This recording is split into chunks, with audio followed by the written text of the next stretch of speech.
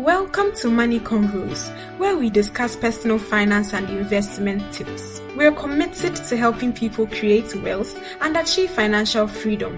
Follow us on Twitter, Instagram, Clubhouse, and Facebook, and subscribe to our YouTube and podcast. All right then, let's head into today's conversation.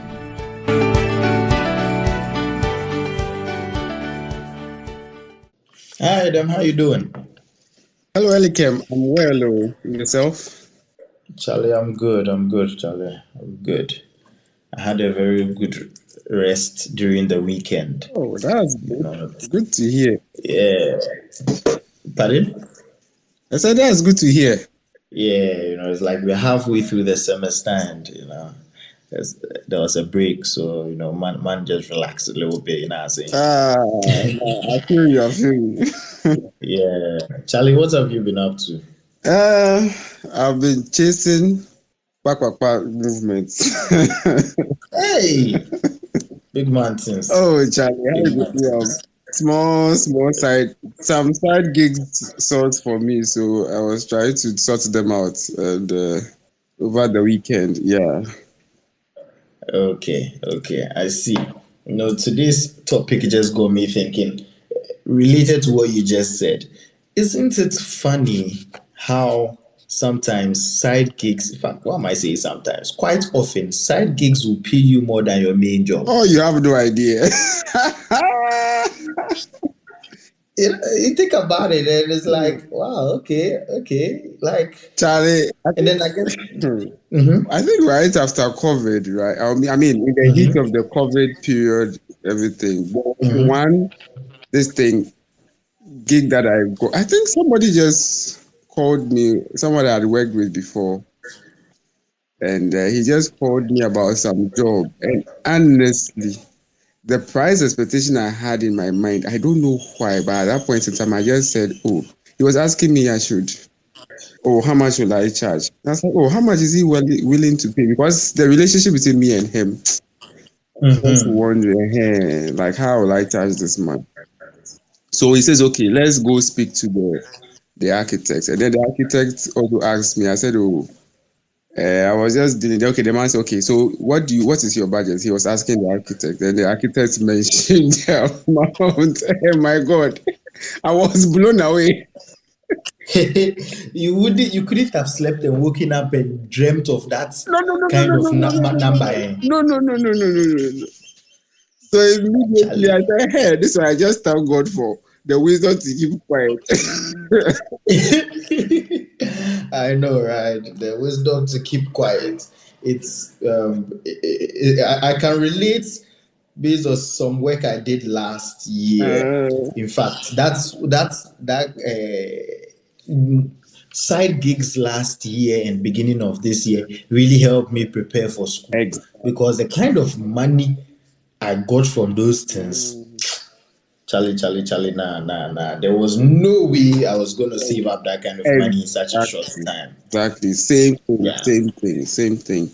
Yeah. A lot of, and then I guess it becomes a question of how do you treat the windfalls? Yeah. Yeah, it's true. How do you treat them? Remember, we had a discussion like that, and then we're like, sometimes we are not too good with them, and there's the risk of before you open your eyes, you don't know where all that money has passed. If you are not careful and deliberate about it. So I have actually like developed a kind of way where when I get such money, I just take out maybe just a small percentage for adding my running budgets, and then I push all the rest aside. Yeah, makes a lot of sense. And I was talking to someone sometime last year, perhaps this time last year, and she was talking about how her income is so small and legit. See, when she mentioned her salary, I asked her, Masa, like I wanted to ask Masa, why? How are you surviving? Because I see some pictures of you doing some 1 or 2, and you are telling me about some 1 or 2 things that you are doing. On a normal day, maybe it wouldn't have raised eyebrows. Yeah. but how are you doing what you are doing? Mm-hmm.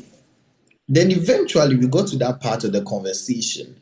You know, these things, if someone has opened up to you to be comfortable enough to tell you about their money issues, sometimes you shouldn't probe too much, you understand? Exactly. Just allow the person to come out smoothly. Then I came to realize that no. As we started drawing a budget, doing something like a simple financial plan, I realized that the person's side gigs produce like 2-3 times her income. Uh-huh. You know, because you are telling me your rent, your expenses, all those things are 2,500 plus. Meanwhile, your salary is like 800 CDs. Like, Charlie? they add up. Uh-huh. So I feel like when people are thinking about income, they think just Salary. about salary Yeah.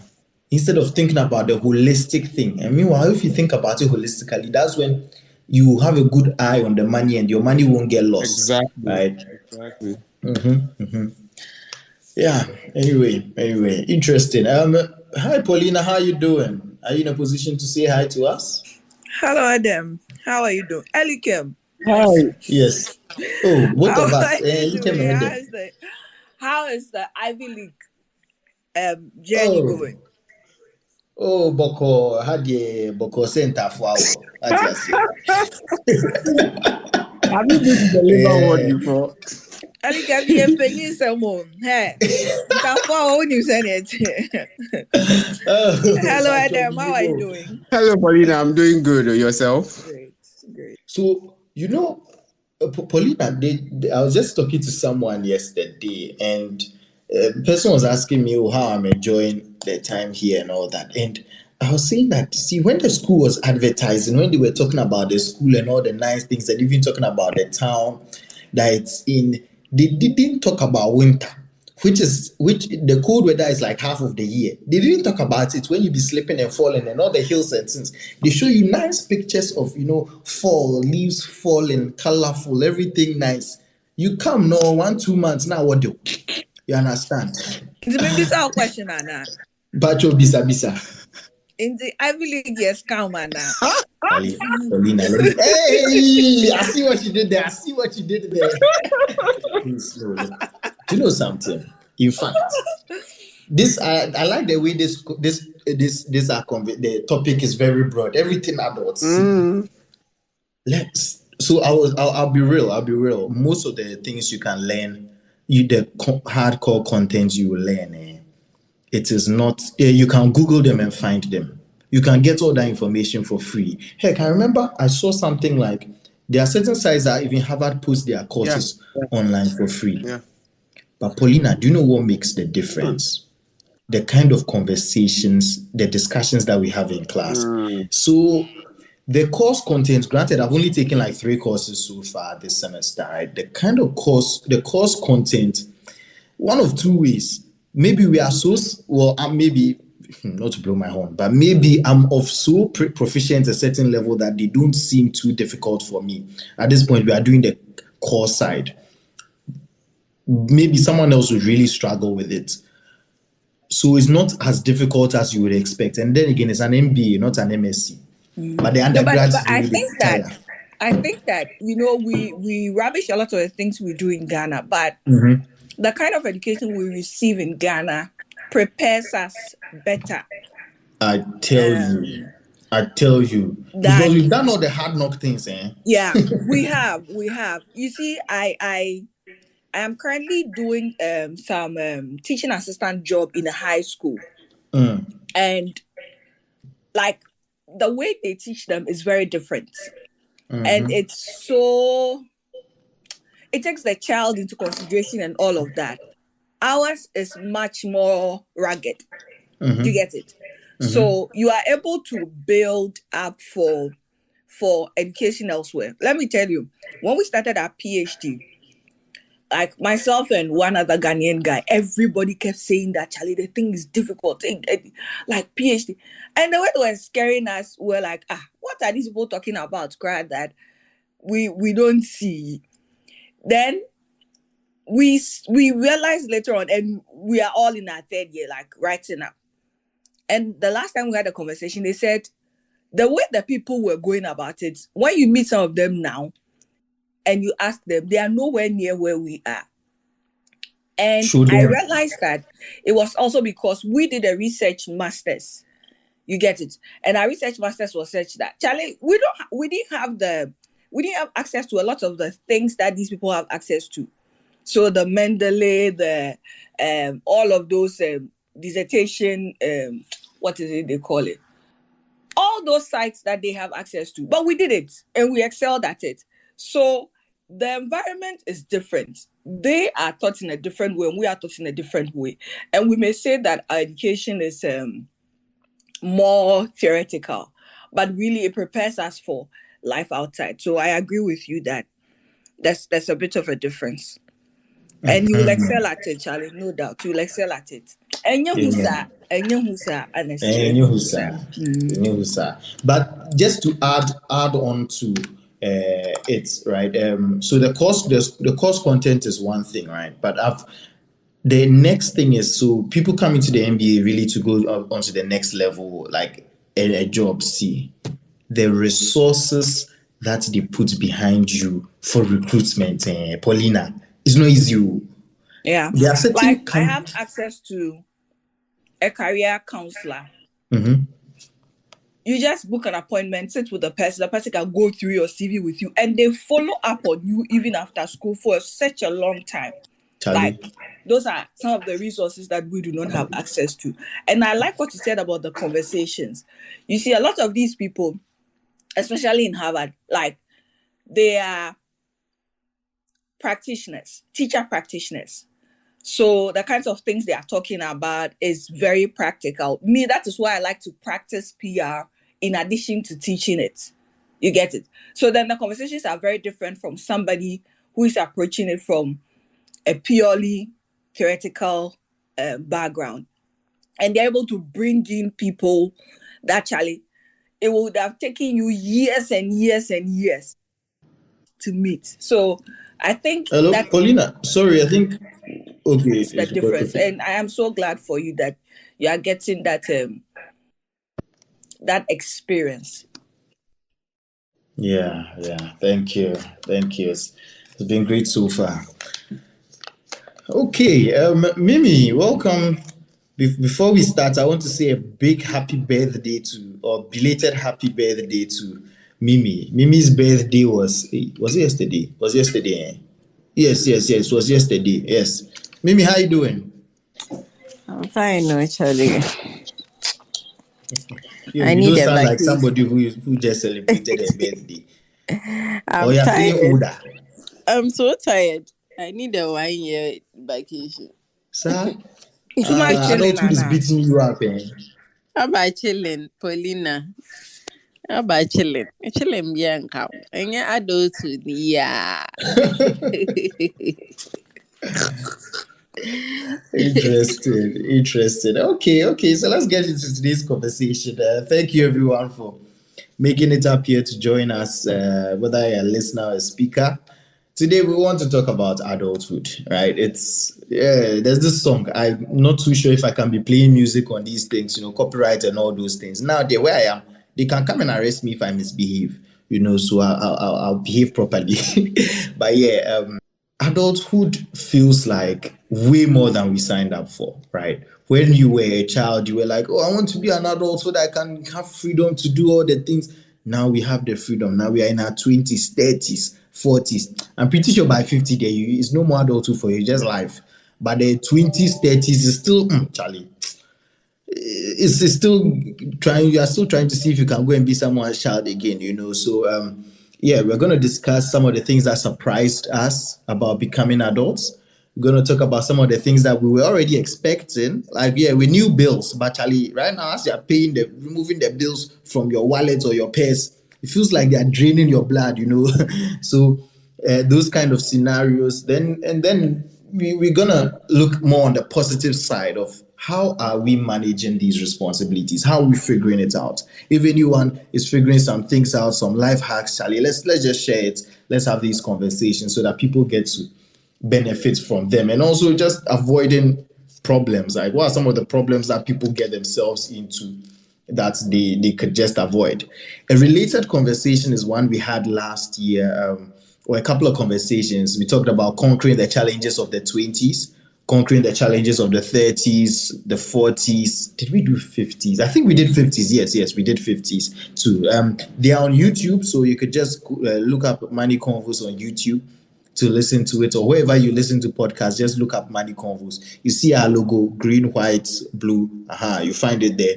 Wherever you listen to your podcast, and you can listen to those conversations again since they are related to what we are about to talk about. So let's get started. Perhaps I'll go around the table, and our audience, please feel free to join in on the conversation. Just request the mic or raise your hand, and I'll bring you up to share your thoughts. But I want to ask, we'll take one at a time, yeah?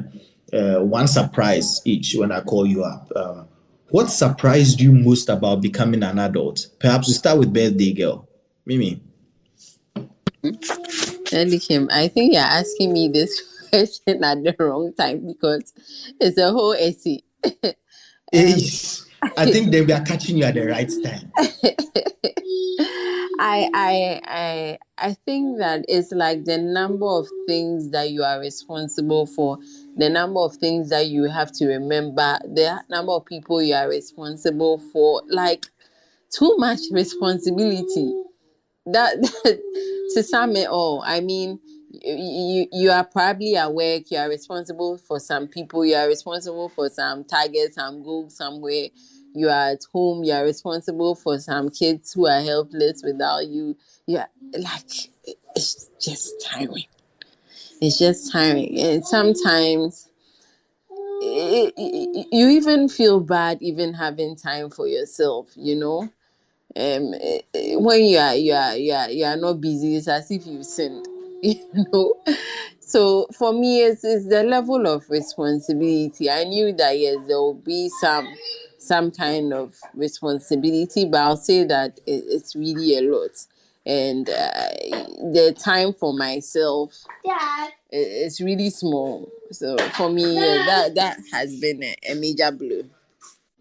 Oh, the time for you is really small. In fact, anyone who has been listening regularly to Money Convos knows that we have our choristers at Mimi's place, giving us regular background noise. Mimi's trying to have her own time mentally. It's always the children are around. And it's interesting how you said sometimes you even feel bad when you want to have time for yourself. Wow. I'm not a parent, so I can't even imagine how that feels, to feel bad to have time for yourself. Okay, speaking of parents, Paulina, how about you? What surprised you? It doesn't have to be the same or related to Mimi, but you know what Mimi said, but your own anything surprising you about becoming an adult? Yes, I totally agree with Mimi about the responsibility. But for me, what surprised me the most was the freedom that adulthood brings, and how many choices you have to make because of that freedom.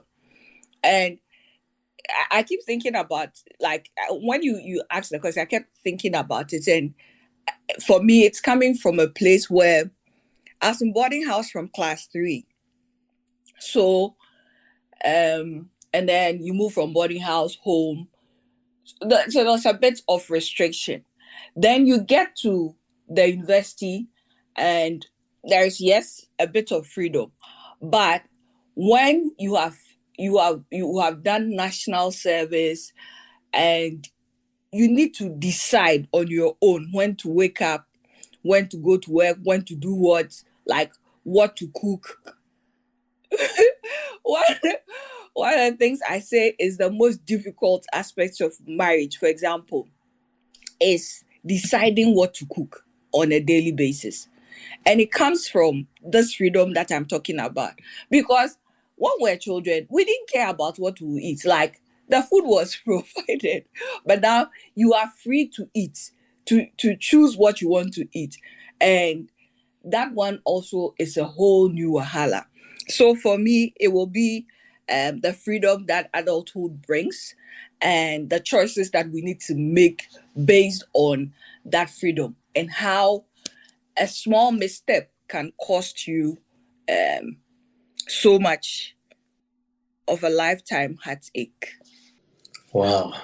The burden of freedom People say they want freedom, and Charlie, now you've been given the freedom, and it's like, hey, if I take this decision, this will happen. If I take that decision, that will happen. Now you're under a rock, you are between a rock and a hard place, and you don't even know what to choose, and it's just a tough one. Wow, I can totally relate to that kind of problem. Interesting. Adam, how about you?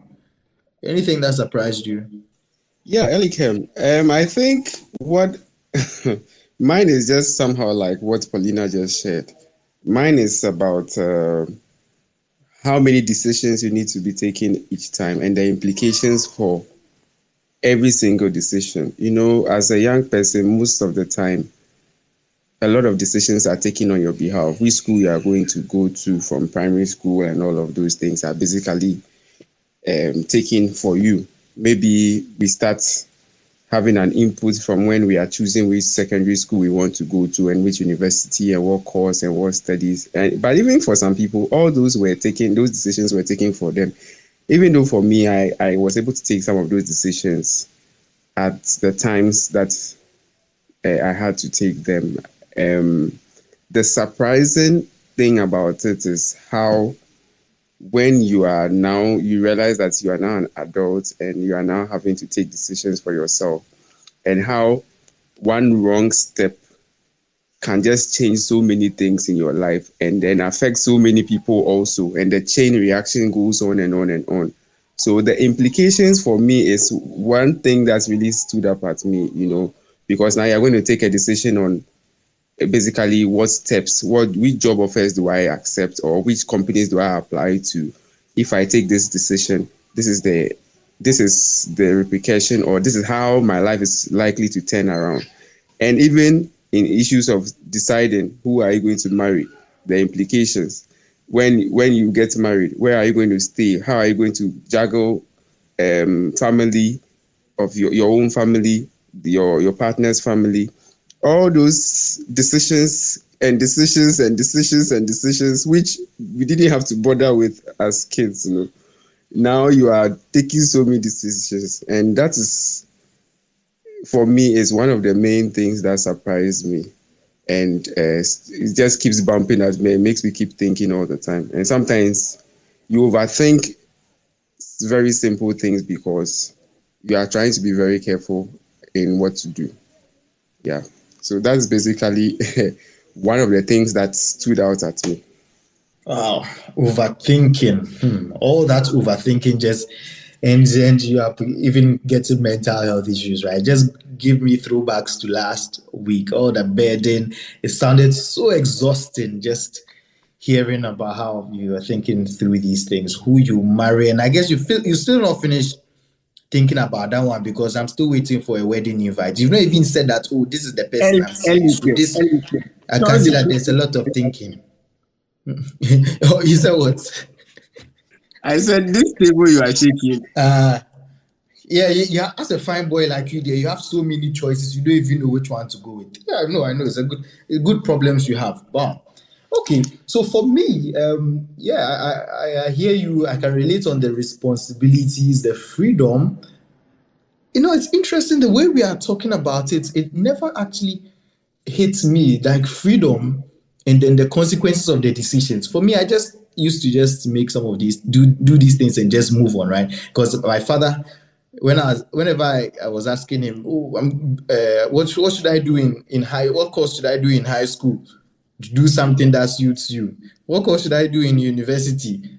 Make your own choice. He didn't even give you any advice, right? So it never really hits me how daunting these things were, but something that really hits me is related to money.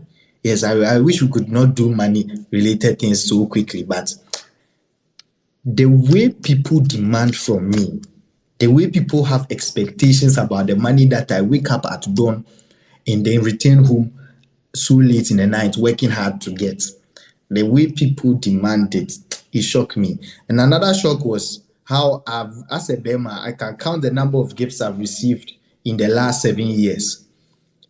on perhaps on two hands in terms of physical gifts, right? And people treating me and all those things. And I remember being a child and I was like, wow, I was like, hey, so no one will even see me as their darling boy and say, come and take this. But anyway, at least my mother is still there. She will still give me some gifts every now and then. Anyway, but yeah, and it's not just people asking you something for the boys, or like you go to you immediately are meeting people who feel less privileged, or who are, look, let's be objective, who are less privileged than me. They are demanding, they would expect that, oh Charlie, give me something, give me something. There's people calling you, having demands. So knowing that when the salary comes, you have to quickly pay bills and then put money in investment accounts, so that what is left is just for loved ones. You understand? So that thing really hits me. And in the first couple of months since I started working, I realized I was quite generous. Then it had to hit me hard enough that no, if I keep doing this, I won't have anything left behind. And it's like these things, they happen according to a cycle. People know when the month ends. The month, they will always end on either 28th, 29th, 30th, or 31st. But it will end and they will come. So that's just something that hits me. Okay, interesting. Does anyone have any thoughts about anything that has been discussed already? Perhaps you want to share your own experience. And to our audience, we are having a conversation about adulthood. We want to. You must have heard this song, "Adulthood Nas Come." I think it's a Nigerian song, right? But we want to look at it from the angle of what really surprised us. What were we expecting, but the reality hit us harder, and then take it from a more positive angle of trying to figure these things out together. How we are managing our responsibilities. That word keeps coming up, responsibilities. All right. And then how we are overcoming certain challenges. And most importantly, learning from other people so that we can just avoid these problems in the first place. So please feel free to raise your hand or join in on the conversation. I see Saram in the audience trying to bring you up, but you're not coming up. I see Doris in the audience. Shout out to Doris. We'll be having Doris join us one of these days for a conversation. But hey, feel free to join us upstage to share your thoughts, perhaps advice you can give to younger people. So yeah, while we wait for other people to come up, I'll do another round of questioning. Perhaps you thought of another thing that's really surprised you when you became an adult. We'll come back to Mimi again. Mimi, anything catching you in the feels? Sorry.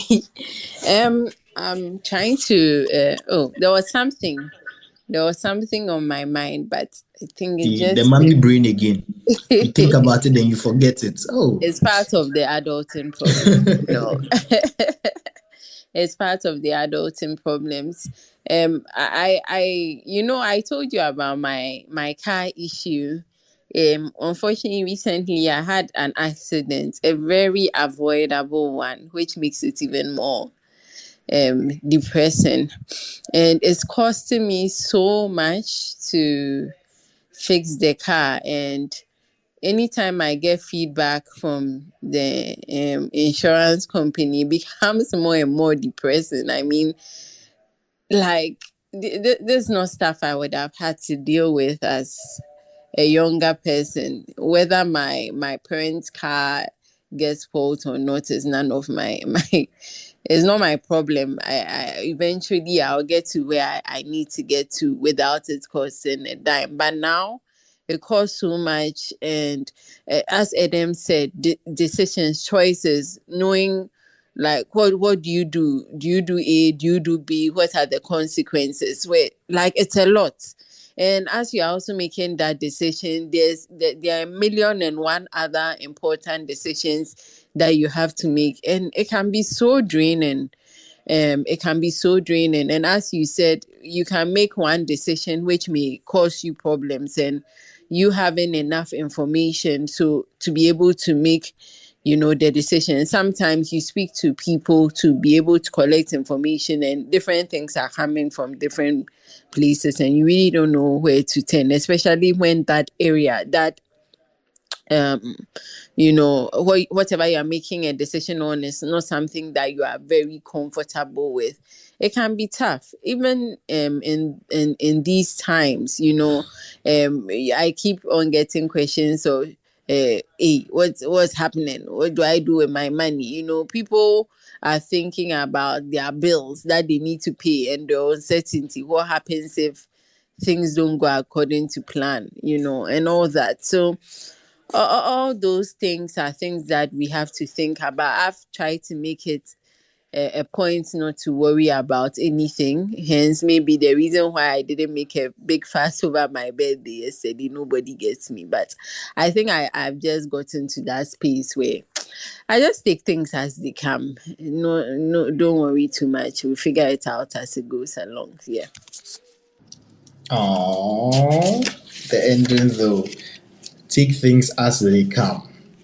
That's one way to look at it, to not let things burden you too much. And there's something I picked up from where you started saying. Again, the word responsibility. I guess today the theme is responsibility, right? Adulthood is equal to responsibility. But I like how you owned up to the accident and you were like totally avoidable, right? And I guess that's part of being an adult. The fact that you own up to the part you have to play in the various events in your life, as opposed to someone just saying, well, my parents did this, it's my parents' fault, or I wasn't born into the right family, or whatever it was, or the moon was at the wrong angle today, so something, it's just really taking responsibility and owning up to the challenge, the things that you did to put you in certain situations, and then forging on to figure out how to find solutions. So, in the spirit of forging on to figure out solutions, right? Perhaps we can start circling through those ones, and then we'll mix it up with every now and then things that we were expecting but hit us even harder. I want us to have that positive spin throughout the conversation. So, any piece of advice that you had growing up, or as you're going through, your young adulthood, that helped you survive this? Can anyone suggest any tips for our audience or for ourselves, because we are learning from each other? Let's start with Paulina. Paulina, any advice? Elegant for me, it's about enjoying your singlehood, for example. Like in the society where we come from, there is so much pressure on everyone, like at every point in your life. So when you complete university, the question is you need to find a job. And as soon as you find a job, the next thing is you must marry, you must marry, you must marry. And then when you marry, you have to have a child, you have to have a child. But one of the things I say consistently is that everybody's journey is different. So it may not work for you in the same way that it worked for, say, Mimi or for Seram or for Elikem or for Edeb. And especially for the young ladies. It's okay to marry early if that is what you want. But it's also okay to marry late. But at whatever point in your life you are, I'd say that enjoy that part of your life. Because the next stage comes with, like we keep talking about, more responsibility. So, for example, I remember when I was single, I'd take these vacations, like personal vacations. I'll go on personal retreats, like do things that I wanted to do for myself, by myself. Like not waiting for somebody to do it for me, but to do it in my own way, at my own pace, in my own time. And at this point in my life, those are some of the things that I look back on. Like I remember going on a vacation through Ghana in 2017 by myself. So I started off in Kumasi. So I went from Accra to Kumasi, and then I went to chill in Kumasi for about a week, rested a bit. Then I went to Takrady. One of my friends has a hotel there, Red Mango. So I went to Red Mango to chill for another week. I had some of my students take me out, show me around, And then I came back to my parents in Sweden to rest. And then another semester starts. And those are some of the things that I look back on now. And all of those personal retreats that I used to go. So every year before my birthday, I would go somewhere, hide myself and pray and reflect on my life generally. Now, at this point in my life, when there's a lot of coca, like, who are you leaving to go and do what and where? So I'd say that at whatever point you are in your life, like, enjoy the process, enjoy yourself, and especially, and I'm saying this again, especially for young women, Charlie, enjoy your singlehood. Like, in the time that you are single, you're a single adult, you will look back on those times. Like, don't be in a hurry to want to get married and have children and all of those things, Charlie. Enjoy life. Life is for the living and for the enjoying. So enjoy life on your own, by yourself. Those are the things that you look back on. Like, when you get married, you still have fun and all that, but maybe I enjoy my company a bit too much, so I miss those times. But then again, there are work commitments and things like that also, which sometimes does not allow you to do that. And for me, that's one of the surprising things about adulthood also, like how tiring work is. One of my colleagues at my workplace now, sometimes she'll come in the morning and start singing, "I wanna go home," when you have to wake up every morning and go to work and achieve certain targets and things like that, sometimes it can be draining, both physically and mentally. So I'd say that enjoy life at whatever stage in life that you are. When you are unemployed, enjoy it. When you get employed, you miss your unemployed days. Thank you. That's nice.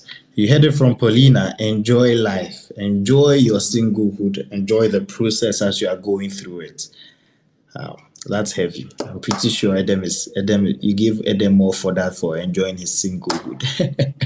Today they are on Edem's case, pa. So Edem, how about you? Any advice for that you heard that helped you go through your 20s or your go through adulthood? Making those adjustments. Oh yeah, not really. Should I say it's sort of like what Paulina said, and also the whole general thing about having some mentors in our lives. Okay, so growing up, I generally looked up to some people, and people who always have offered advice and direction. And that helped, especially because, as I mentioned, with decisions that you have to keep taking.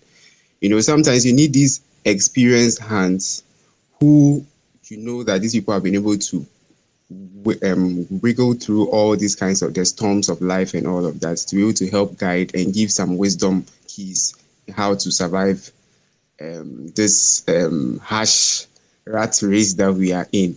So I believe that it is very important that, whether be it in career or personal lives and whatever, we have some mentors that we can look up to, who can also chip in one or two advice here and there, especially when we are going to take key decisions. Because it's very interesting that sometimes decisions look like they are simple things, but I don't know whether it's because of the way I am. I really like to think a lot of things. So if you look at the implications of the decisions you are going to take, you realize you don't have to take some of them lightly at all.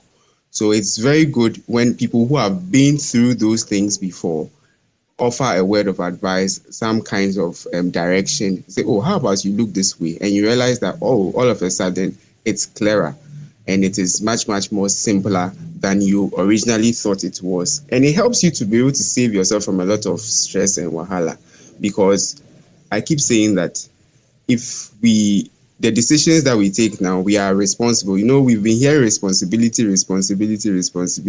And it's because, as an individual, you are responsible for yourself and yourself alone. I mean, whatever decision you take, you can't really pass it on and say, oh, it's because Elikem did this, or it's because my parents didn't look after me very well. So it's very helpful if we have people we can look up to and can circle through to them and ask them for nuggets, and then be able to go through, especially with our career and even our personal lives as we are going on. And even being in a supportive group, like, for example, when I joined with Money Convos, it's been a very supportive group, especially to do with our financial issues. You never know the kinds of stress that people, but as Paulina has shared, as Mimi has shared, we are picking ideas and then we are able to work around it. So it's very key to have the supportive people around you who also help you to run the race. Yeah, thanks. See, Adam, the things that you've said, I want us to enter those matter because there are two key things: finding people above us that we can lean on, and surrounding ourselves with our peers who we can also lean on. Right? Let's start with the mentors. When I got to Cornell, you know how this thing is linked in. Every time when people change rules or they go and do something, then you write that nice article giving thanks to people. And when I was thinking about what I would write, I just realized that you know what, it's all about people. It's all about people. I asked someone, so I'm the treasurer for CFA Society, and the former president for the CFA Society of Ghana is Alex Isiedu. Heads, well, he used to head the Stanley in Ghana, but now he's for say Africa or the whole of Africa or something like that, right? And I asked him for some advice for a young person, and he said it's all about people. And it made a lot of sense to me because most of the opportunities I've got, most of the things that I've done, look, anybody can read books, anybody can work hard. But the thing is, who told me that go and read this particular book? Go and do this thing in this particular way. It's all the people who gave me advice that have really helped me to get where I am. And sometimes it's just simple conversations like this. And it's surrounding ourselves with the right people. We'll be talking about one thing, and then my mind will go on to go and talk about a whole different thing. Just because I was in that space to trigger my mind to go and think of something else made me think of that other thing and go and resolve some issues there or go and see opportunities there. Jack, it's really about the people. So my question to us and to anyone in the audience, if you would like to join in on the conversation, just raise your hand or click on the request mic button and join in on this conversation. How do people identify good mentors? How do people know that this person is someone who really can contribute? And then also, where can people go to find these people? Adam, since you started, do you want to show us how you found your mentors? Okay, well, me, I'm very active in my church, so I look up to quite a number of people who have accomplished within my church, because at least at church, it's easier to walk up to someone and then strike a conversation. So that's where, for me, that's one of the places it starts from. And once you get to engage, and it's not everybody, it's not necessarily because somebody is an achiever that will make a good mentor, but as you interact with people, you get to realize which people you gravitate towards easily and who also can make and have that time for you to make an impact in your life. And then also at the workplace, for me, it's my boss. I've worked with my boss for more than 10 years, you see. And in that kind of interaction and in growing through my career, I see the way he takes his time to direct me, give me directions as to how to go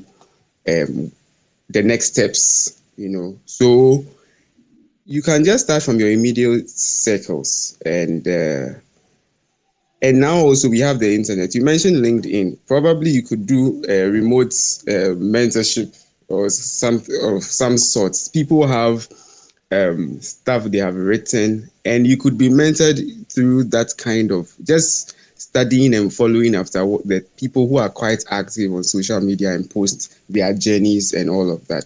So I believe we can start from where we are at the moment, and probably as we go along, we might be connected to other people, and then they can pick it up from there. Yeah. Okay, that's great. You're starting from your immediate circles, work, church, and then LinkedIn too. You can drop a cold message to someone saying, "Oh, I've checked out your profile. I see that you are interested in this and that, or you do this and that, and that's what I'm also interested in. Can we have a conversation?" Guys, please tip. Don't say hello, how are you on LinkedIn. No. We don't have time. Go straight to the point. When you hop on LinkedIn, go straight to the point. Hi, hello, I like your profile. I can relate with this and that. I'm curious if you have some advice for a young person doing blah blah blah. Simple. So that when the person comes and opens the message, the person knows that she can just go straight to the point and answer you. If you need to schedule time to have a meeting, you do that, whether it's Zoom or a simple phone call, or even LinkedIn allows for you to call inside LinkedIn. So you schedule it, go straight to the point. It's not hello, how are you? How is your no. Please spare us that.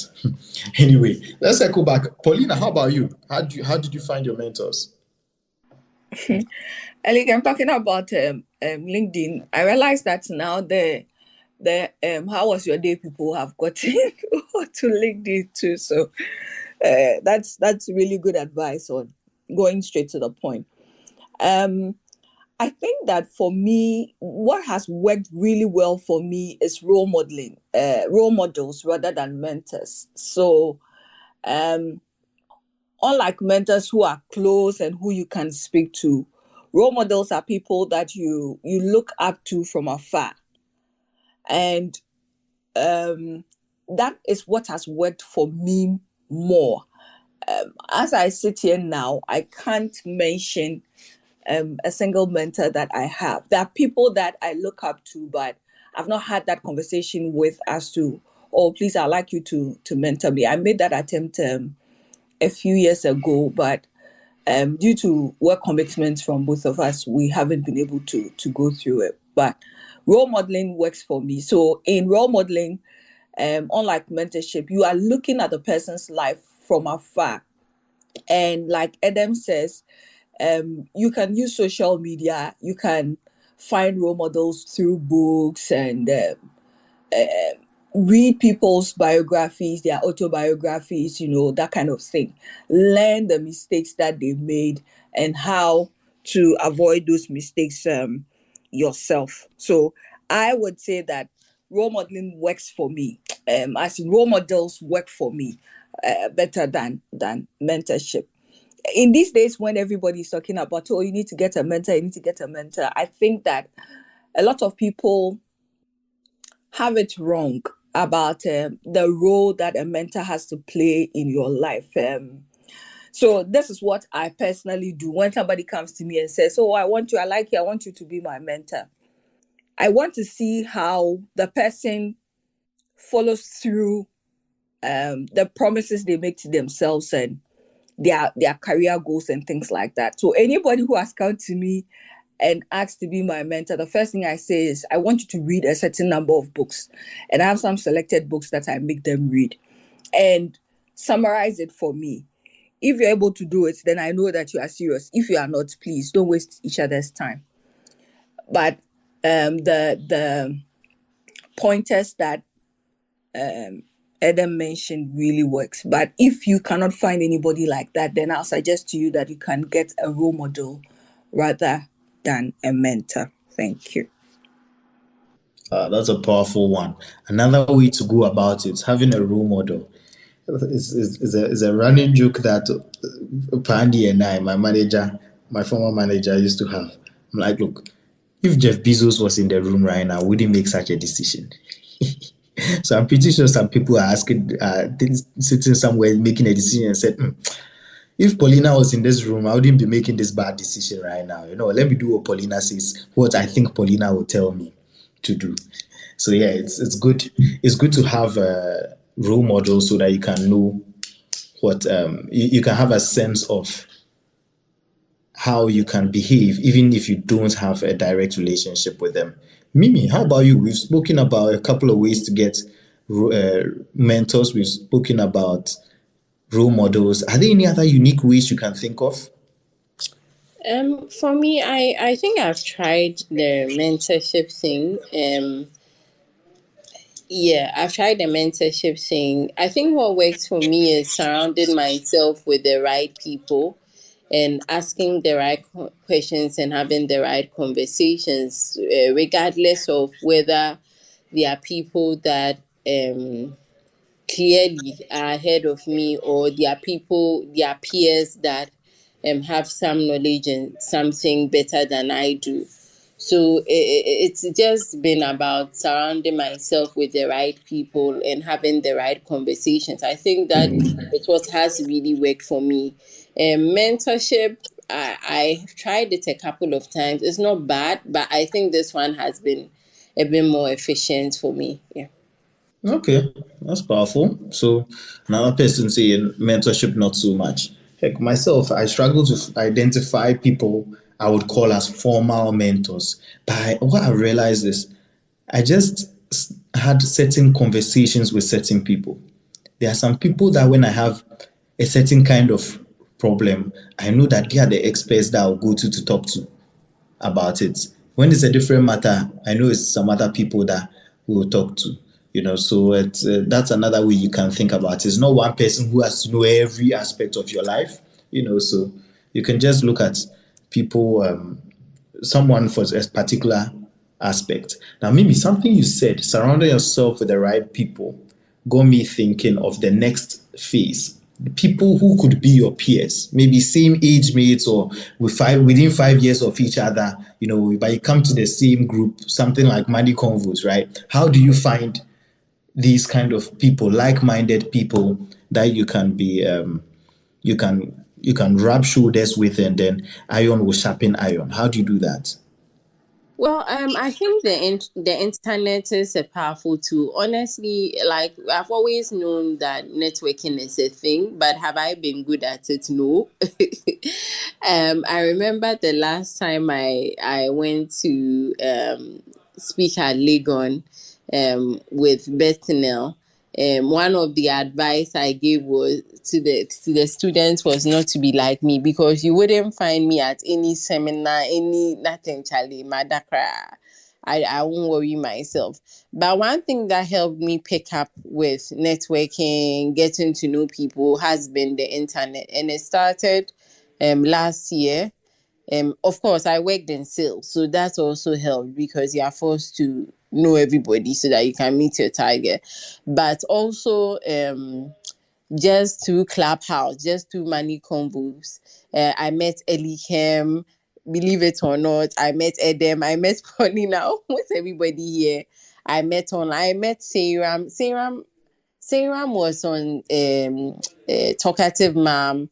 I liked what she was doing. We linked up, and then that's how we. So I think that, like right now, a lot of my friends are people that I found online, and not by going to any networking event or knowing. No, it's and that's what has worked for me so far. So for me, being in the right spaces online, does work, and not just listening, but also interacting and building a bond between people has also helped.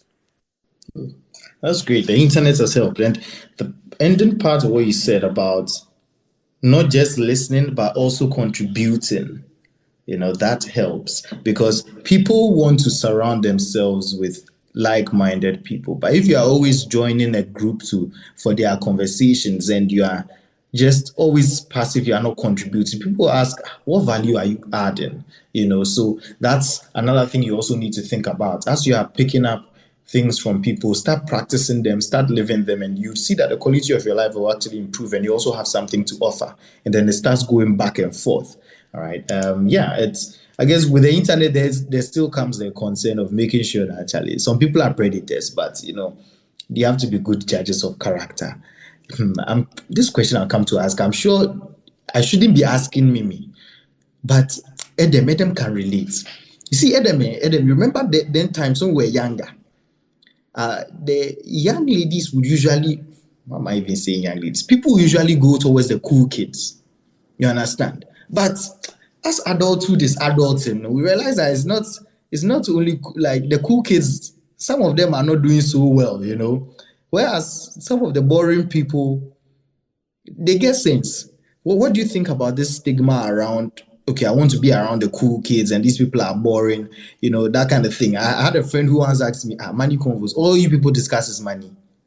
And the way the person put it was like, okay, that sounds boring. But well, lo and behold, months later, the person became somewhat of a regular on the channel, right? Because Eventually, she figured it out that, Charlie, I really need this kind of thing. So how can people break away from just wanting to hang out with the cool kids?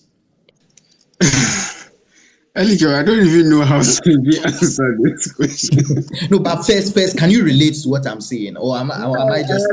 I understand what the question. I kind of understand and relate in the sense that, well, I didn't see myself as a cool kid as I was growing up. So, but then I think it's all a matter of realizing at a point in time. I think I keep saying it normally that we will all have that awakening moment. When I deal with young people a lot from church and all that, and I have a number of parents who come up to me as like, "Oh, this my son," and I keep telling most of them that there's always that guilt they will all face. Probably when they are like 23, 24, 25-ish. If it stays too long, then they have a unique problem. But almost everybody will hit some reality at a point in time where you would realize that, look, you need to take certain things serious, or you need to start putting some things in place in your life, because you just see that, no, all of a sudden you are on your own and you have to start taking decisions, you have to start taking responsibility. And that is when I believe that is the most important time, where you start to surround yourself with people who are not necessarily cool in a certain sense, but they get sense. You need a lot of people with sense around you so you can navigate this adulthood thing. Else you would find yourself in a very, very, very big mess in a few years' time or something. So I just feel that we just have to start getting out of ourselves. Myself too, I am not too much of a very social person like that. But I even sometimes look back at myself and I'm wondering how I am on Money Convos as a co-host. But we all have to take that step and associate with people, because we realize that, no, you have something you can learn from someone else. There's so much resources out there, and it doesn't matter which people they are, if they don't even look cool like that. But once you start interacting, that is the point you get to realize that, oh, this person has a lot that can offer me. And then you pick it up from there. And gradually you'll be learning so much from so many people, and you'll be shocked where you are in a few years' time. Yeah. So I think that is what I think about what the question you asked. Okay. So people have to hit that, get that jolt. If by 25 you are not realizing that, Charlie, some people are sheep and some people are goats, and you need to separate them and figure out who to be listening to and who to be following, then maybe they should come to your church for deliverance. But yeah, I get what you're saying. There has to come a time in somebody's life where they need to realize that life is not all fun and games. They need to realize that, Charlie, adulthood it's not your parents taking care of your bills. It's not you. It's not other people being responsible for your decisions. But then that gets me thinking: how do we move people faster to that realization? Because some way, but a lot of people are. Again, let me issue a disclaimer. Maybe I'm coming from a certain bias, all right? But a lot of people are still quite old and still staying in their parents' homes and still having certain things being taken care of for them. So they've not gotten a chance to fully assume adulthood. So when a few things rattle them, it really throws them off guard. Paulina, what do you have to say about this, and what those people can do to help strengthen themselves? I'm sure staying at home is a good economic decision for some, but how do you not lose out on becoming a mature adult? That's a hard one. I think that people mature at different ages. Like, maturity doesn't happen at a single age for everyone. And so for some people, like Adam said, something has to jolt them out of that place of dependency. And it could be anything. Sometimes a tragedy, sometimes a job loss, or sometimes even broken heart. It can jolt you out of your slumber. But again, I think that one of the things that we have, which we take for granted, is also that support system. I know that people can abuse it, but I think that it's important to hold on to it for as long as you can. Like you mentioned, the rent. Like if you live in Accra, for example, and your parents have a house, I'd say that find a way of staying there and still being independent. Because if you look at the rent prices in Accra, it's outrageous especially for young people. Like, honestly, I keep asking, so what are we all doing in Accra? Really, really, really. Like, what are we doing there with all We the should things all that agree we and have? go somewhere else to Kufuria. Oh, yes. Honestly, you remember I was talking about it the last time, about how fees in Accra is outrageous. And it's outrageous not because you are getting any extraordinary education for your kids, for example. It is just because it's Accra. And people think that, oh, if you do not charge premium, then people will think that it's not good enough quality, And so we all are being scammed in Accra, but really for what? The kind of shitty services that we are getting. No, Accra is not worth the hassle. Honestly, I keep asking myself, like, what are we all doing in Accra? Everybody go to your hometown. Because I can't speak the language in my hometown. I'll be extremely lost. Me and Edem will all be lost. No, so go to that chim side. They'll Oh, cheat Ali, me. this one there, you're on your own. Oh. Hey, Edem, you speak away. Oh, yeah, I do.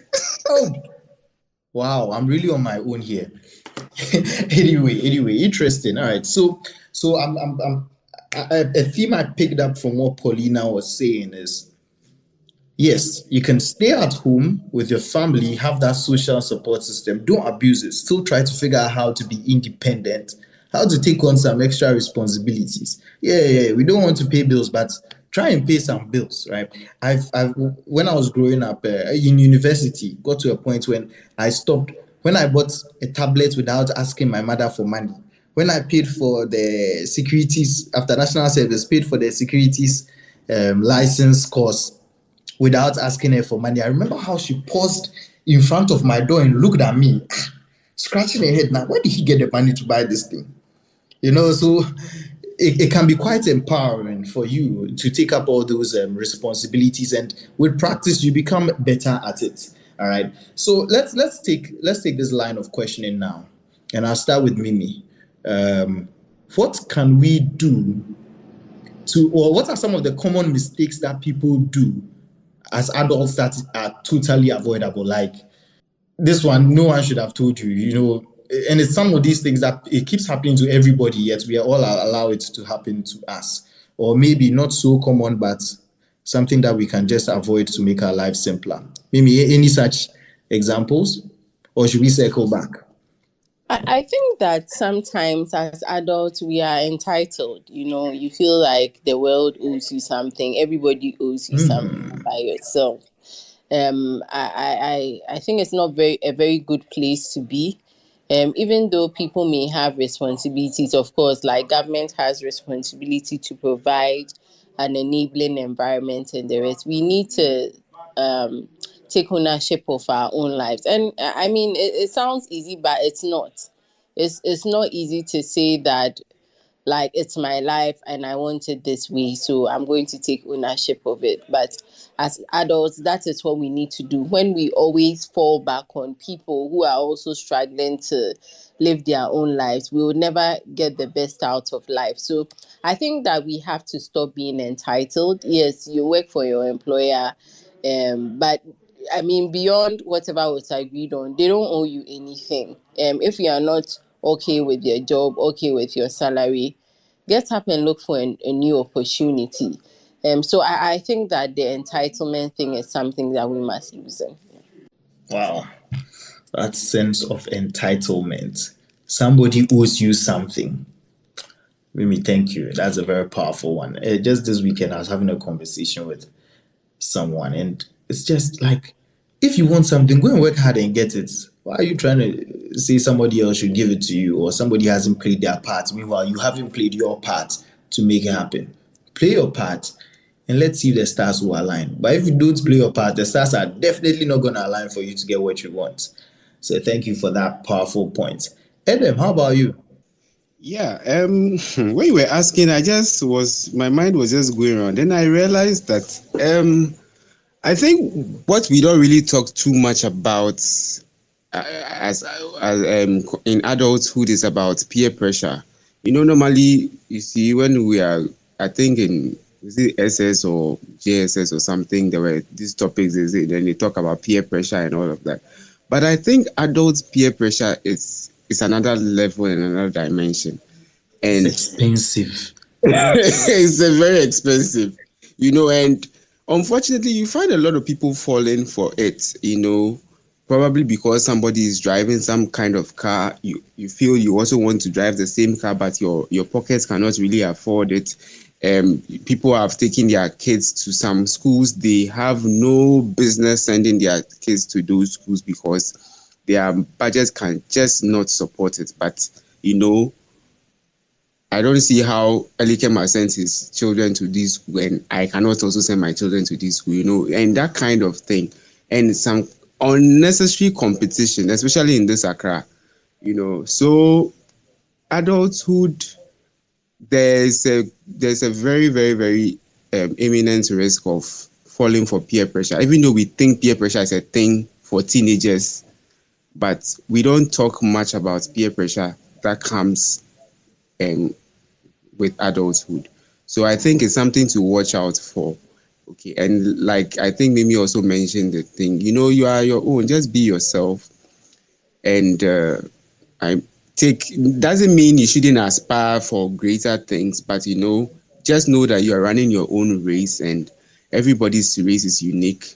Be challenged, take strides, but don't fall for things just because the next person is also doing the same thing, because you may never know. Somebody has really wide sources of income, like several sources of income, is able to finance the life they are living and be comfortable, but you might just be relying on one or just two small sources of income and you want to live the same kind of life. It doesn't work that way, and we should not fall for that pressure. Thank you. Wow. Peer pressure at this age. It is very true. We stopped talking about it after high school, maybe a little in university, but now we don't even talk about it. But it's all over the place. It's all over the place. I say to my best friends that at least I had some good peer pressure. My best friend went to Harvard. How can I not go to another Ivy League school? So now he's left with the third person in the group, giving him strong pressure. You have to go to Oxford or something, but you can't. You understand? That's the kind of peer pressure you want, positive, but not the kind of pressure that will bring you down. And the examples that you were saying is interesting. Where somebody who doesn't even care about you cry, you're taking pressure from the person. Oh, somebody's minding his own business, hustling his hustle to buy a nice car, take their children through certain schools, and you are just catching the pressure for free and adding burdens to your life. So we need to really take that into consideration. Before I go to Paulina, I want to mention one. For me, a mistake that I think people make is not planning ahead. Maybe I'm different, all right? Maybe I've someone once said to me, well, yeah, it's not everyone who has everything figured out. Calm down. You can figure it out. Maybe I'm different, so someone can just chip in and show me how it's not possible. But I feel like a lot of people say that they don't have a plan, they've not figured things out, but that's okay at 18. Maybe okay at 21. 25 girl, start putting something together. You get what I'm saying? It's cute until a certain point, but you need to plan ahead. Life has thrown me many curveballs. People are even surprised. As someone in the audience, I was having a conversation with the person, and I was telling the person how I actually wanted to be a lawyer all my life. But look at me, managing money for rich people. Meanwhile, I should have been somewhere arguing with somebody than getting paid to argue. You understand why? Because I didn't get into the program I wanted in university, so I had to go and do a different program. But the key thing is, which came out of it for me, and it's an advice my uncle gave me, is whatever you do, stay on top of it. Come up with a plan. Whatever idea it is, just have a general sense, have a direction that you are moving in. Even if life will throw curveballs at you. You have to change your plan. There are certain skills that you learn by being good at something. You don't need talent to be hardworking. You don't need talent to show up to work on time. You don't need talent to keep correcting your mistakes. You don't need talent to do many things. Some people say, "Oh, this guy there, he's just intelligent. God give him head." Fine. God give him head, all right. But how about you? You can also put in the work, and it's just about sitting down and doing what it takes, talking to the right people, right? And those are some skills that you build in whatever direction you may be going. I say that we're looking at university. I knew some people who you didn't used to go for lectures, and they'll be watching series in their rooms. I'm like, I compared these people with other people who were organizing parties. Is it Echo House? Always going from organizing this party or that party. Just it looks like they're just chilling. They're just having fun. Because those people were actually going somewhere. They were actually learning certain skills, certain interpersonal skills, certain sales skills. Those people were doing something rather than people were just lying in bed watching series. And there's somebody that he was my mate from high school, and met him briefly in university. Sheldon the Turn Up, Friday nights on Live FM, free shout out. And you can go to this place. Oh, that place will go and chill.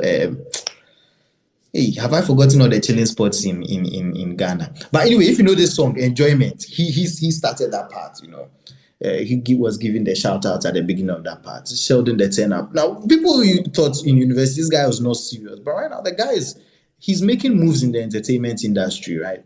Someone would think, oh, that's just someone being unserious because you thought your path was being books, but at least the person had an idea of what he wanted and he was going for it. What about you that you don't know what you're doing and you're just going with the flow, right? So again, have a sense of direction.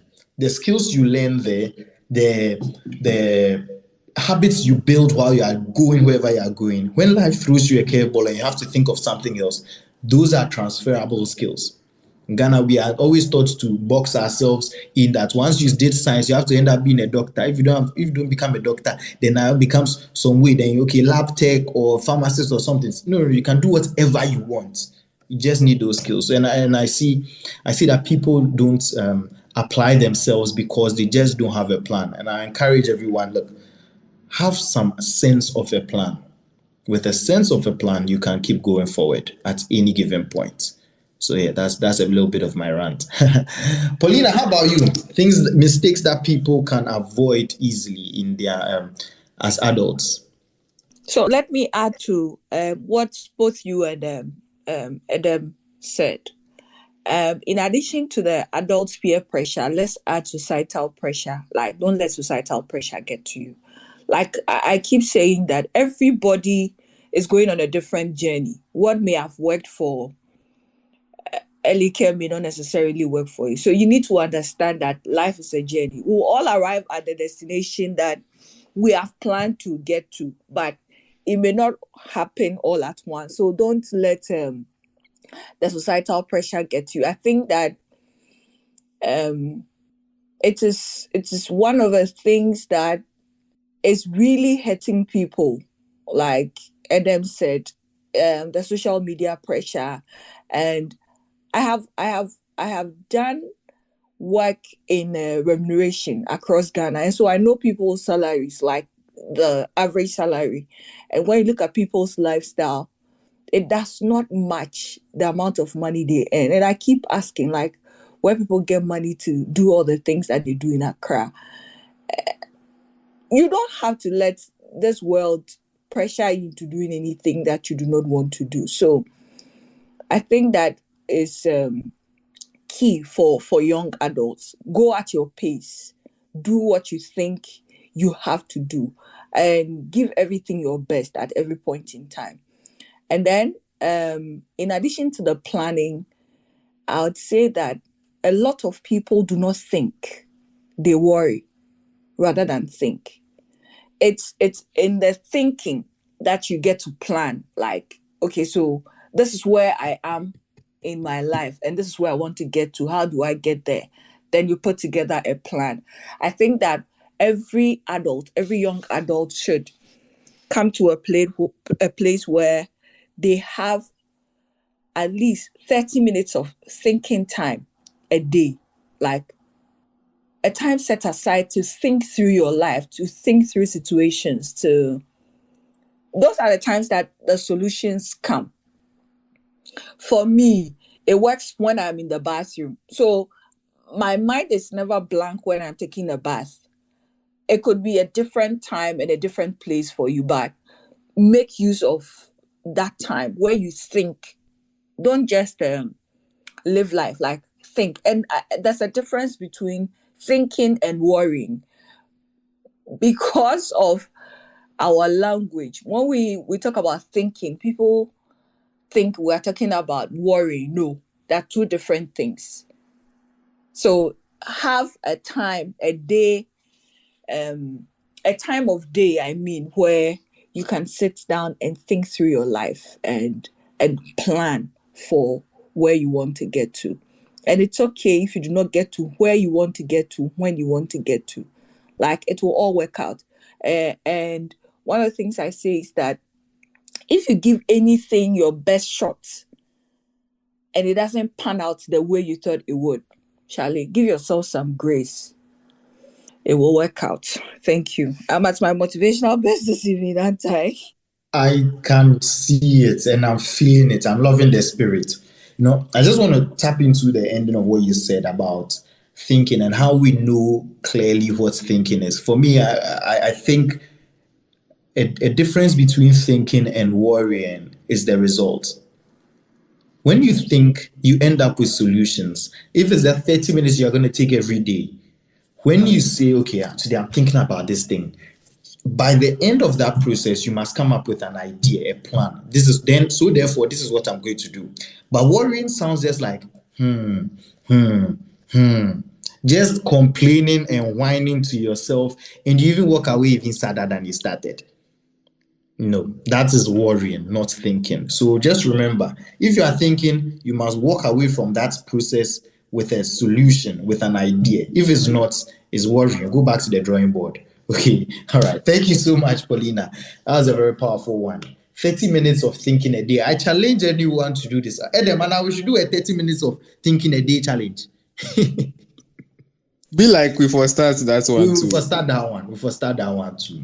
You can start with 5 minutes or 10 minutes. You understand? Okay. That's great.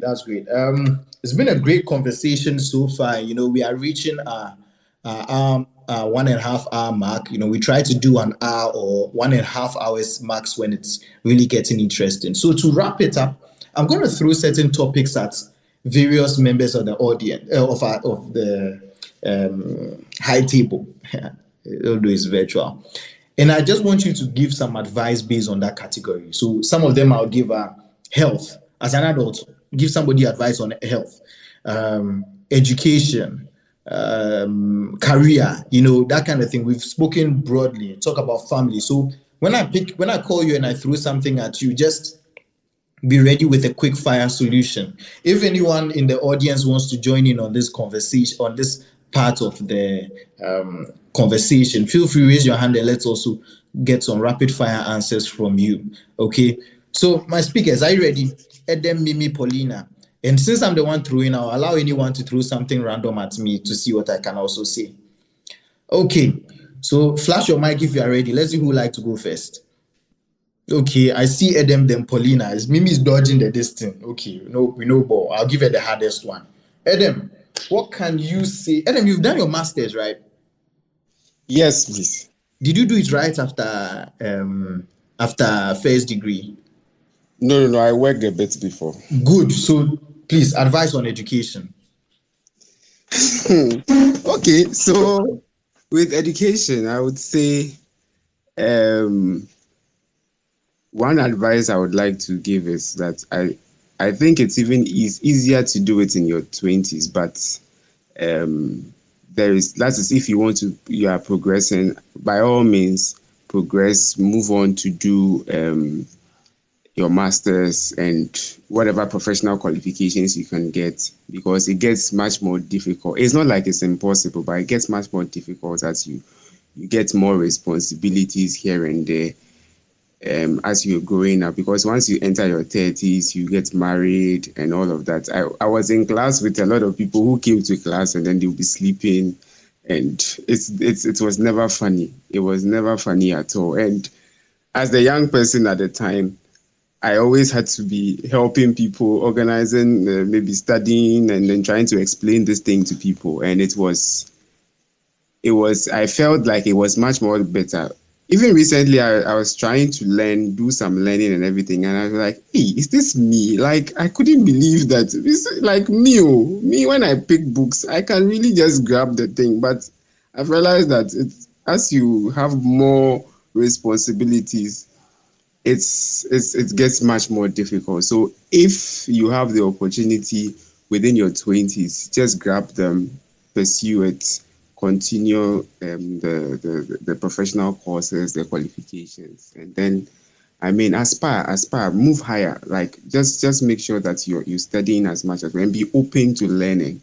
And even if it's not even formal learning, there are a lot of opportunities out there on the internet, Coursera, Udemy, all these places. Pick them up and then study from there. Yeah. Charlie, thank you for that. And you mentioned a point I really wanted to come out. That, Charlie, it's really tough. It's really tough when you are in your 20s, 30s, and when you're in your 30s and you're trying to go to school. Charlie, you know that thing where they say, but you grow up and come and meet it. I can totally see when we saw the mature students and they were hustling and it's like they were always behind. You get why? There was a reason why they were hustling like that, and it's not that easy. So, and also give yourself some grace. And I say this as somebody who has failed CFA level 2 twice. Okay, give yourself some grace. It's CFA level 3 twice. Then I give up. I say, hey, let me go and do my MBA. Why? And it doesn't take away anything from you, and it's just an acknowledgement of all the responsibilities that you have. So do it as early as possible. If not, give yourself some grace. Okay, Paulina, let's give you let's do career advice for you. Career advice, it would be that don't put yourself in a box. There's so much more out there. And at whatever point in your career that you are, if you find something that you love, that you are passionate about, you can make a U-turn sort of and achieve what it is that you want to achieve. I think that work is too important for you to do something that you hate, something that you do not love. For me, for example, if I didn't get paid, I still teach. I love teaching. I enjoy teaching. PR, that is, yes, I enjoy teaching PR. So do something that you love. And it's not too late to change careers. It's not too late to do something that you love. Thank you. When you can, I want to speak on health too. So.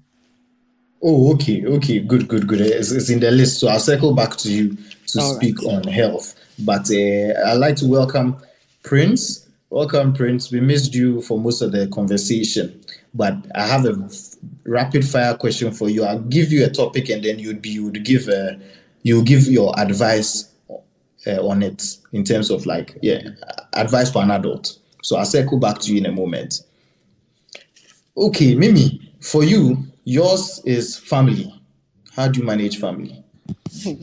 Your new nuclear, your old nuclear, your extended, everything. Lump it all into one and give us real quick advice. You were right about giving me the toughest one. Well, I think that I'll go with what Paulina said at the onset. I think family is very important, but sometimes we enter into marriage or we start having kids just because society is on our necks and we don't do it deliberately. And I think, especially when children come into the scene, you have to be a bit more deliberate, because a lot of, I remember when I was in school, they asked all those who came from what they call broken homes, and 50% of the people got up, and I mean, it spoke volumes. So I think that, the whole marriage, childbearing, everything about family is a lot of work and requires you to be a bit more deliberate and intentional. And as you also become an adult and you start working, it even requires more planning. So even how you maintain relationship with your parents, your siblings, if you don't plan for it, or if you are not deliberate about it, you wouldn't invest your time and resources to those relationships that matter the most, and you may end up regretting.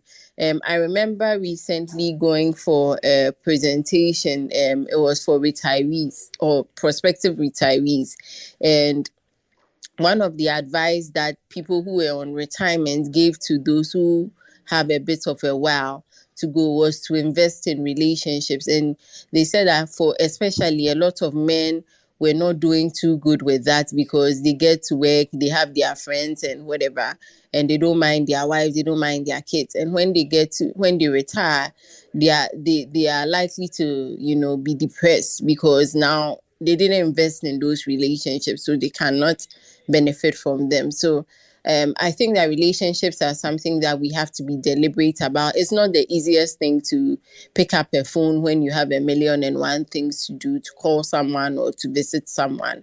But we have to be intentional about investing time and resources. And if you are at a point where you are getting married or having kids, be a bit more intentional about it. If you are not too if you question yourself and you're doing it for somebody else and not for the right reasons, just pause and don't worry about anyone come to ask you when would you marry. When you're suffering, nobody will be there to help you. Yeah, suffering, nobody will be there to help you. Just when your baby is crying and you have to attend to the baby in the middle of the night, they are not there with you. When they are paying expensive Accra school fees, they are not there with you. Thank you, Mimi, for that. Manage your relationships. Take good care of them, so that when you need the support, that support will be there for you. Okay. So Prince, your question would be, how do people take up the mindset of really accepting responsibilities? And just to give you some context, I'll give you some time to think about it.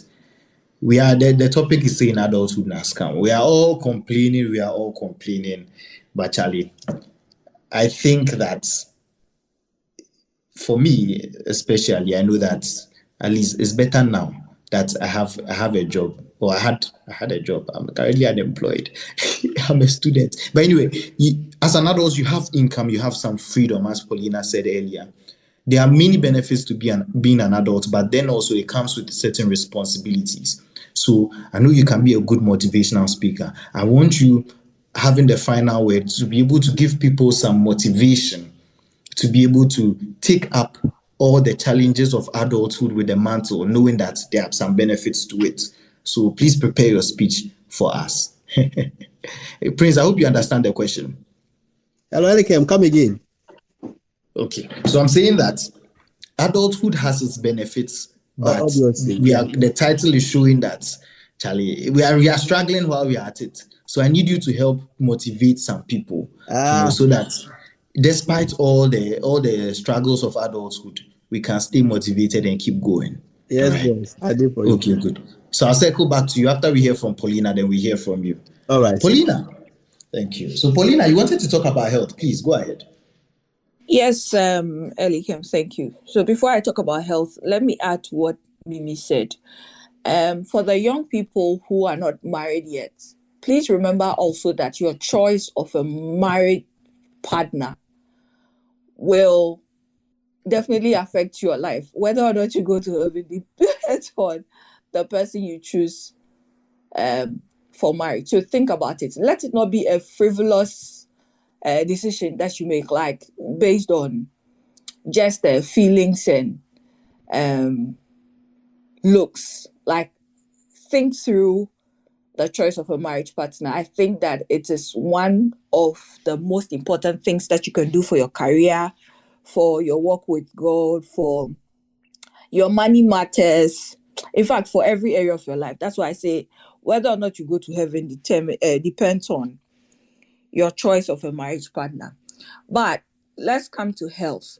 So the first thing I said, and I never in my life thought that I would be saying some of these things publicly. I am surprising myself at where I am when it comes to health. The first thing is that eat right, sleep. That whole thing about sleep is for the weak is not true. Sleep is for the strong. Like, you need to sleep to keep healthy. Go for medical checkups. Drink at least 2 liters of water a day. And I'm saying this as somebody who used not to drink even 1 liter at the beginning of this year. But I'm at the point where I can drink 3 liters of water a day. So drink a lot of water and then move. When we talk about lifestyle changes, people think that it has to be something drastic, like all of those diet plans that they talk about.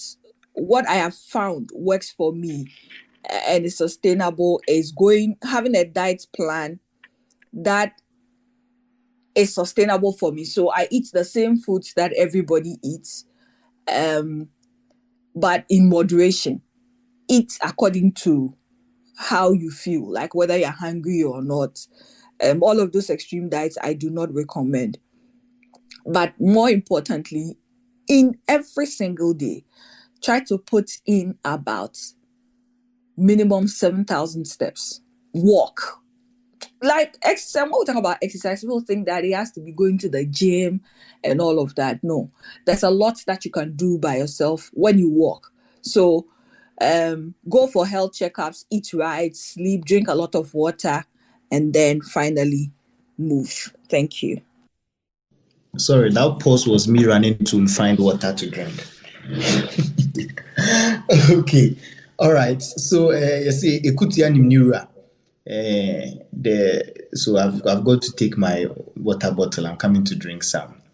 Okay, guys, we've been talking about adulthood NASCAR. Basically, venting the things that shock us about adulthood and trying to figure out how we can handle all those challenges. But lastly, I just want to leave you with some good words, some motivation to keep fighting the good fight. And for that, I'll leave it to my well-able brother. Prince, please take us away. Hey, Alikem, you kill me.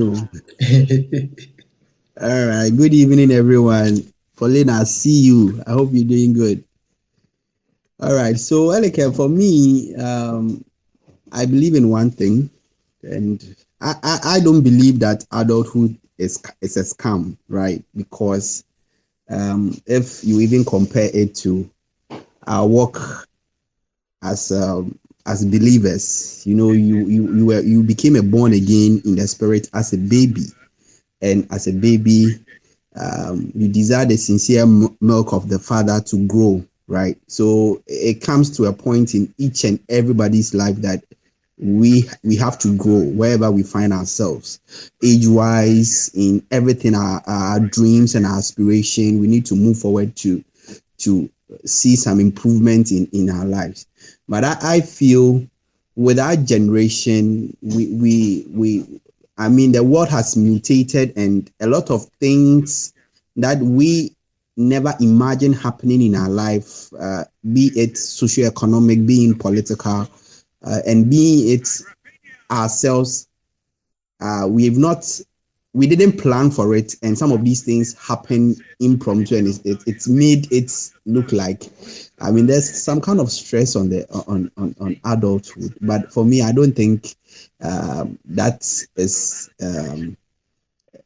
it's a scam. I think that is how we find ourselves. We find the world now, and we need to adjust to it and then make sure we are also always coming up with ways that we can always beat up what is going on in the world. But for me as a person, I always believe in one thing, that so far as there is life, there is hope.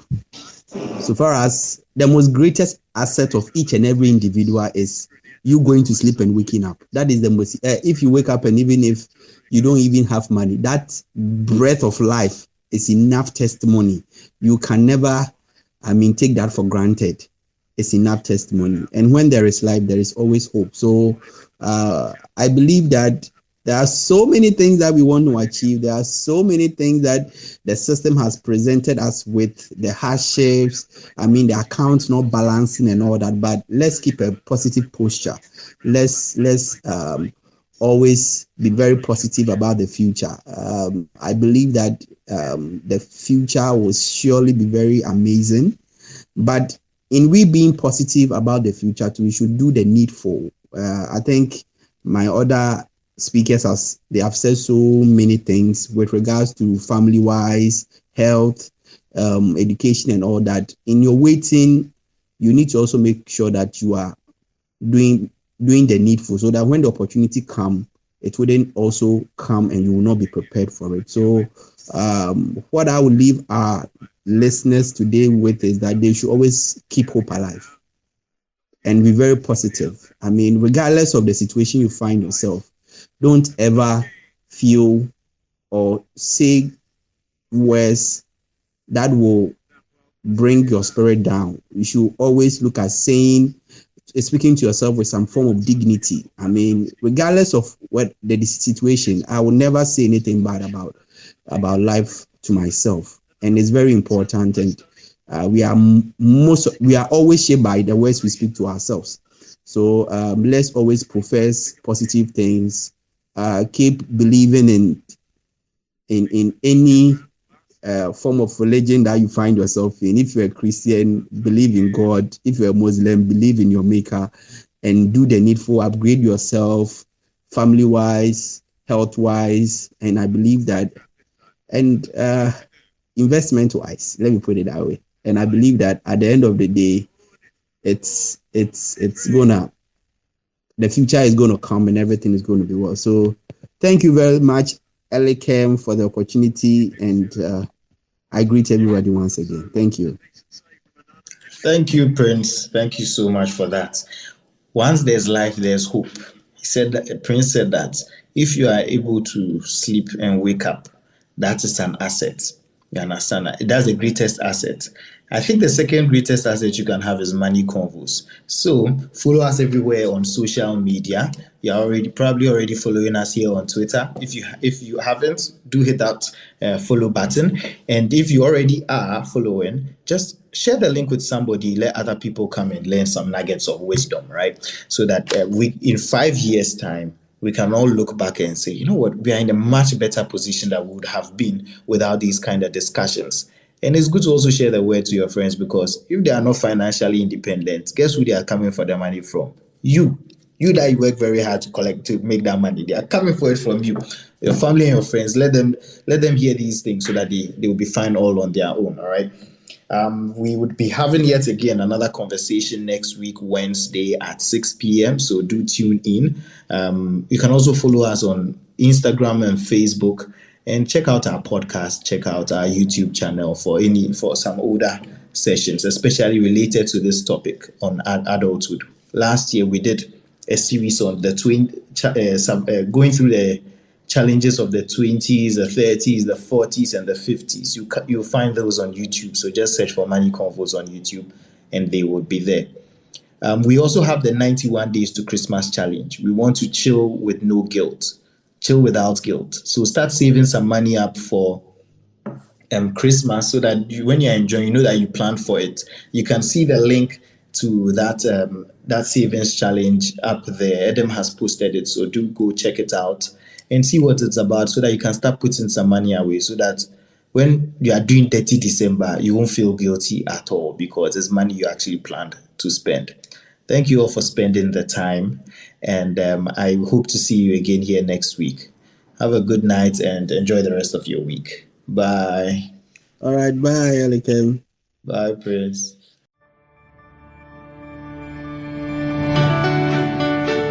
Thank you for taking the time to listen to our thoughts. I hope you learned a thing or two and start practicing. Don't forget to follow us on Twitter, Instagram, Clubhouse, and Facebook. And subscribe to our YouTube and podcast. Do tell a friend about Money Convos so we all become wealthy together. Talk to you soon. Bye.